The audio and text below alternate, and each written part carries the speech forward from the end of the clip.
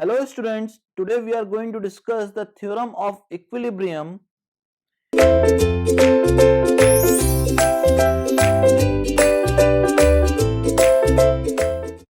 It can be defined as, it states that if a body is under equilibrium, then three conditions must be satisfied. That is, sum of vertical forces is 0, that is summation of vertical forces will be equals to 0.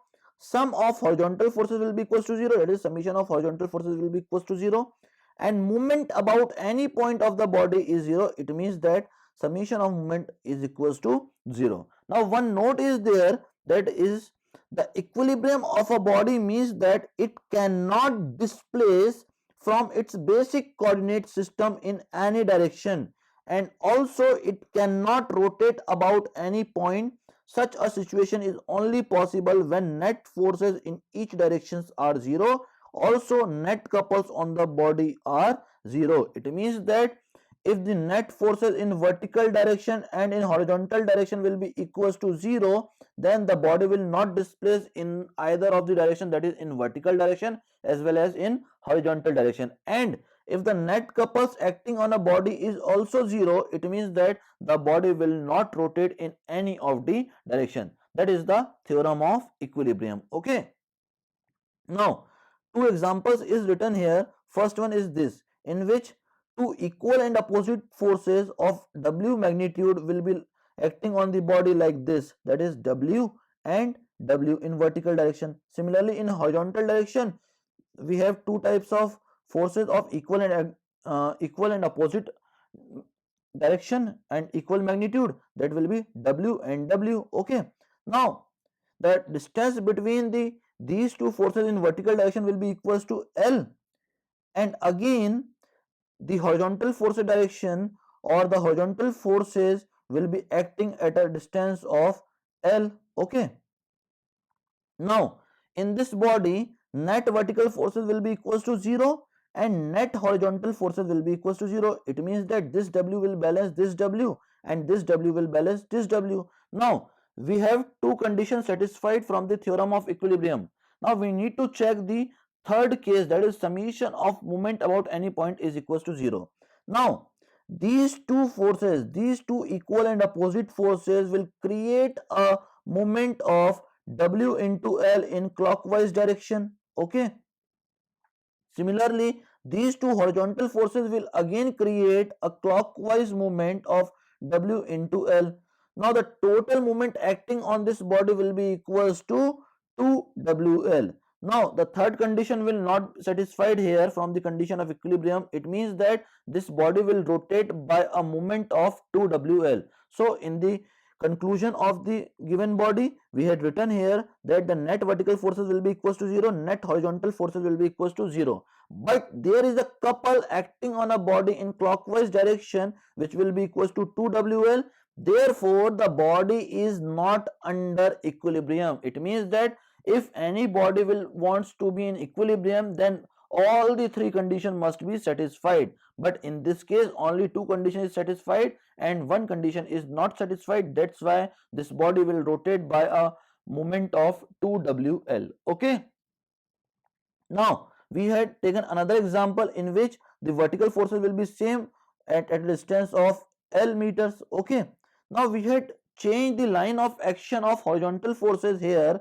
Now here the W force will be acting like this and here the W force will be acting like this, and the distance between these two W forces will be L. Okay, now summation of vertical forces is again 0 in this case and summation of horizontal forces will be again 0 in this case. It means that this W will balance this W and this W will balance this W. Now what will happen? The vertical two forces of equal and opposite nature will create a moment of clockwise of W into L. Now these horizontal forces of W magnitude will create anti-clockwise movement of W into L. Now this W into L clockwise movement will balance this W into L anti-clockwise movement. That's why summation of movement about any point in this body will be equals to 0. It means that the net movement in this body will be equals to 0. It means that all the three condition is satisfied here, that is the body is under equilibrium. So in the conclusion of this body we had written net vertical force is equals to 0 and net horizontal force is equals to 0. In this case, clockwise couple due to vertical load is balancing the anti-clockwise couple, which we had shown here. Now this couple will balance each other. Due to this balancing of the movement, body will be in under equilibrium, or we can say that the body is under equilibrium because these two clockwise and anti-clockwise movement will balance each other. That's why the body is in equilibrium. Okay, now this is the theorem of equilibrium. Clear to all? Now for beam we need to understand what are the various equilibrium conditions. Suppose that a beam is constructed here in which there will be a fixed support at A, simple support at B and simple support at B. So what are the total reactions which are acting at this beam? There will be three reactions because we had subjected the beam to a general loading, that is the inclined loading. Okay, now for this inclined loading, one component will be horizontal and one component will be vertical. Now for the vertical component, vertical reaction will be there, that is this and this reaction at A, B and C. And for the horizontal forces we have horizontal reaction at A, that is like this.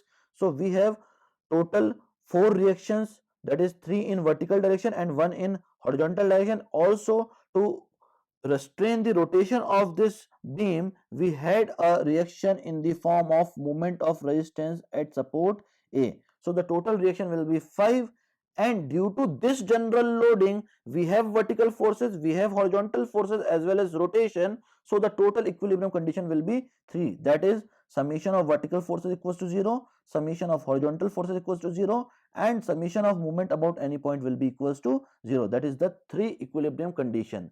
Now suppose that for the same beam, if we subject that beam for vertical loading only, okay, we subject that beam for vertical loading only, not for general loading. Now for vertical loading, only vertical reaction will be created like this at A, B and C, and there will be no horizontal reaction at A because there will be no horizontal force acting on the beam, and a moment of resistance will be acting at support A to resist or to restrain the rotation of the beam. So the total reaction will be 4, that is 3 vertical reaction at A, B and C and 1 moment of resistance at A. Now for only vertical reaction and movement we have only 2 equilibrium condition, that is summation of vertical forces equals to 0 and summation of movement about any point is equals to 0. It means that we had not considered a summation of horizontal forces here because no horizontal force is acting on the beam. That's why we generally take the equilibrium condition 2 only. Okay, now the above discussion is valid only for beam structure. It means that this type of conclusion is only valid for beam only. It means that when the beam is subjected to general loading we have 3 equilibrium condition, and when the beam is subjected to vertical loading only we have only 2 equilibrium condition. Okay, but when we move to the frames, truss and arches, horizontal reaction are also generated on the vertical loading also. That's why this concept is only for the beam. That is all about the theorem of equilibrium. Thank you very much, students.